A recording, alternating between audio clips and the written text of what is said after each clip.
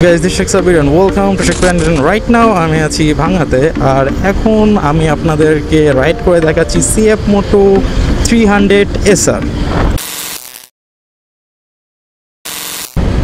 আর এই বাইকটার অনেকগুলা কোশ্চেন মানুষের মনের ভেতর ঘুরপাক খায় এবং তার ভেতর একটি বড় কোশ্চেন হচ্ছে এটার মাইলেজ নিয়ে।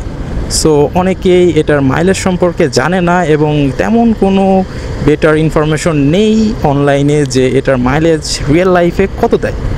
সো আমি যদি বলি এটার মাইলেজ সম্পর্কে তাহলে ফার্স্ট আগে কিছু কথা ক্লিয়ার করে নেওয়া লাগবে। সেটা হচ্ছে আপনার বাইকের মাইলেজ কতটুকু পাবেন সেটা ডিপেন্ড করে আপনার রাইডিংয়ের ওপর।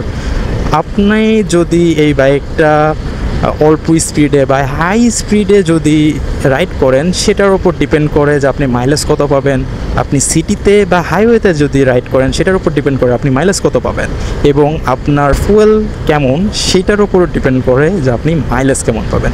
বাট ওভারঅল যদি সামারি করে বলি তাহলে এই বাইকের মাইলেজ সম্পর্কে বলতে গেলে এইটার যদি আপনি সিটিতে রাইড করেন এবং আমাদের নর্মাল পাম্পের যে ফিউলগুলো থাকে সেগুলো যদি দিয়ে ইউজ করেন তাহলে মোটামুটি মাইলেজ পাবেন 25 থেকে 26-এর মতো মাইলেজ পাবেন এই বাইকের। বাট আপনি যদি হাইওয়েতে রাইড করেন এবং তখন যদি এরকম 60 to 80 এরকম স্পিডে যদি রাইড করেন তাহলে এই বাইক থেকে আপনি 28 to 30 এরকম ইজিলি আপনি মাইলেজ পাবেন।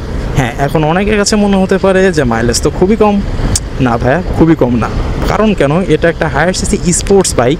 সো এটা 300 সিসির বাইক হিসাবে এটা আপনাকে কত মাইলেজ দিবে, যেখানে অনেক সময় অনেক বাইকে আমরা দেখি যেমন GSXR অর ডেমন ওই বাইকগুলোতে 23, 25 এরকম মাইলেজ আসে। তো ওইটার থেকে এটা 1000 গুণ বেটার মাইলেজ হিসাবে।